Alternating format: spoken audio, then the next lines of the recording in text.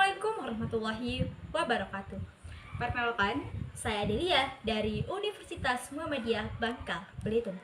Pada kesempatan ini, saya ikut berkontribusi dalam kompetisi pidato yang diselenggarakan oleh Pemuda Internasional dengan judul Perdamaian yang Ketertiban yang Terlalu Damai Bukan Sebuah Perdamaian, melainkan Suara yang Dibungkam.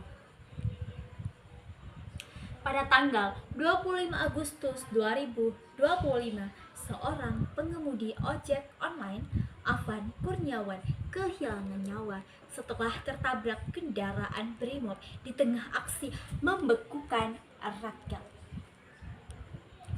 Ia bukan peserta aksi, ia hanya melintas. Namun, dalam logika keamanan hari ini, keberadaan rakyat di ruang publik, apalagi saat kita menyuarakan keresahan, penderitaan, dan kesengsaraan, seringkali direspon bukan dengan perlindungan, melainkan dengan ketidakpedulian, bahkan kekerasan. Pertanyaannya kini bukan lagi apakah aparat menjaga, melainkan mereka bernegosiasi untuk siapa? Apakah kita membiarkan rakyat miskin demi stabilitas politik? Atau apakah perjanjian yang membungkam kritik demi citra kekuasaan?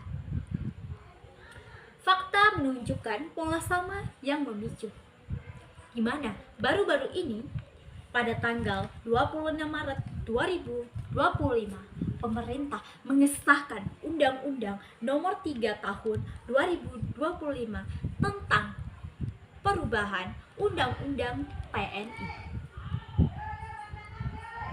Di atas kertas ini disebut revisi, tapi dalam praktiknya ini adalah pintu belakang kembalinya dui fungsi TNI.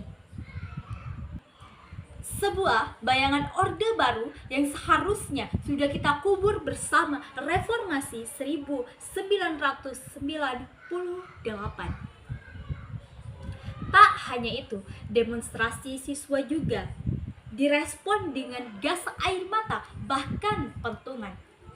Tuntutan buruh dihadang dengan pasal karet.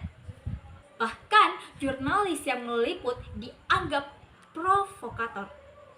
Padahal pasal 28E ayat 3 Undang-Undang Dasar 1945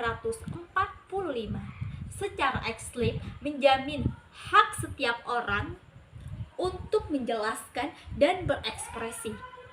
Namun, jaminan konstitusional seringkali kandas di lapangan oleh praktik aparat yang lebih mengutamakan kepatuhan pada pemerintah, bukan pada prinsip hak asasi manusia.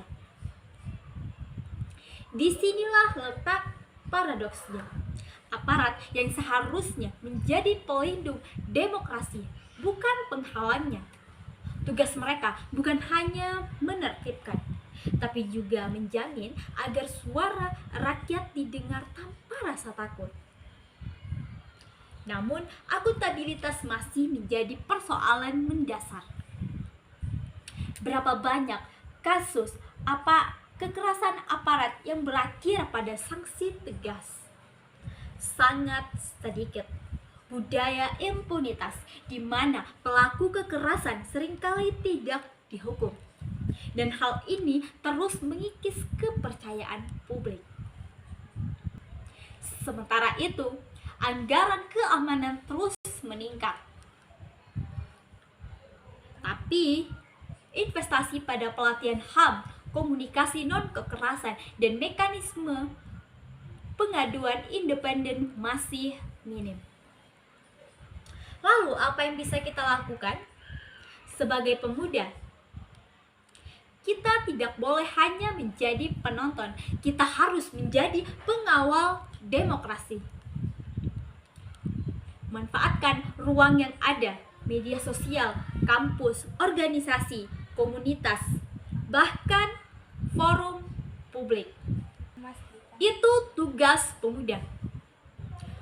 Untuk mendesakkan transparansi, menuntut reformasi, dan memastikan bahwa aparat kembali berfungsi, melayani dan melindungi seluruh rakyat, bukan pada sebagian. Karena dari itu, mari kita mengenang bersama Afwan Kurniawan yang telah berpulang. Kini suara dan suara jutaan rakyat yang takut bersuara harus terus hidup melalui kita. Karena perdamaian tanpa perdamaian bukan perdamaian, melainkan ia hanyalah diam yang dipaksakan. Dan diam yang dipaksakan tidak akan melahirkan Indonesia yang maju.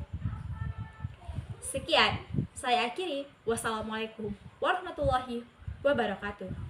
Terima kasih.